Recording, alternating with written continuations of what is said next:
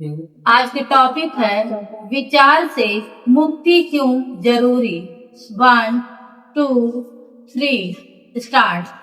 हम में से अधिकतर लोगों की दृष्टि से विचार करना असाधारण रूप से महत्वपूर्ण है। क्या ऐसा है?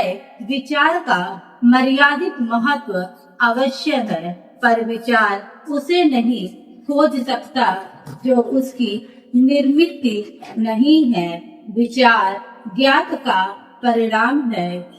यह उस अज्ञात की थाह नहीं पा सकता। क्या विचार इच्छा नहीं है?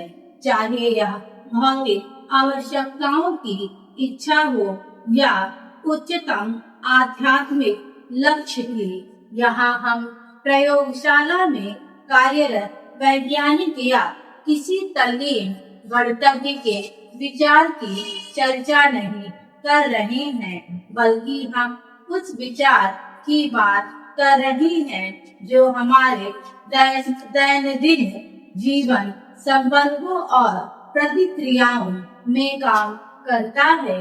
जीवित रहने के लिए हमें विचार करना भी पड़ता है। विचार करना व्यक्ति अथवा राष्ट्र के तौर पर जीवित बने रहने की प्रक्रिया है।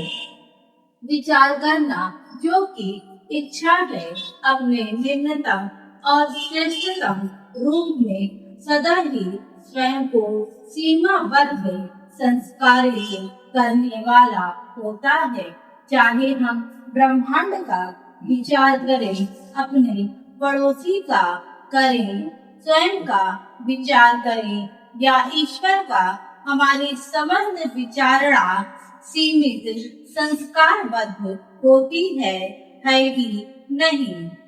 क्या इस संस्कारबद्धता को मिटाने में ज्ञान सहायक होता है? जीवन के कितने ही पहलुओं का ज्ञान हमने एकत्र किया है। औषधि, युद्ध, कानून, विज्ञान आदि का, और अपने विषय में हमारी अपनी चेतना के संबंध में भी थोड़ा बहुत ज्ञान हमने जुटाया है। सूचनाओं का यह जो विशाल भंडार हमारे पास है, उसके सहारे क्या हम दुख, युद्ध और घृणा से मुक्ति पा सकते हैं?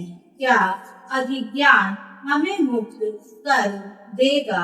भले ही हम जानते हो कि जब तक व्यक्ति, समुदाय या राष्ट्र महत्वाकांक्षी रहेंगे, तब तक युद्ध अनिवार्य है।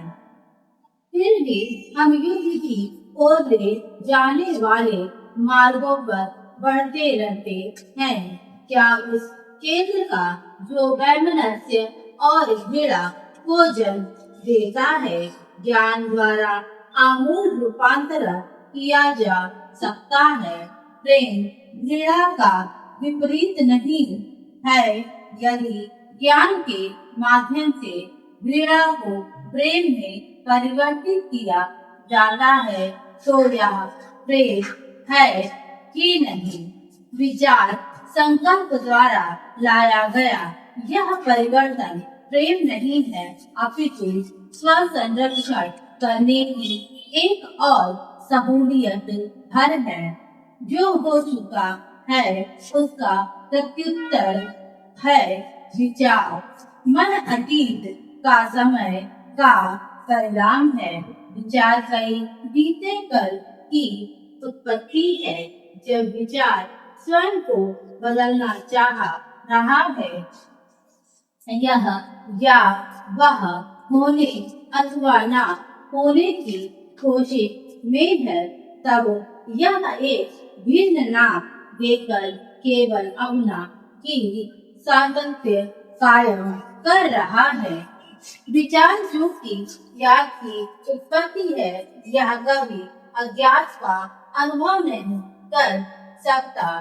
समय का परिणाम होने के कारण यहाँ कालातीत को शाश्वत को कभी नहीं समझ सकता।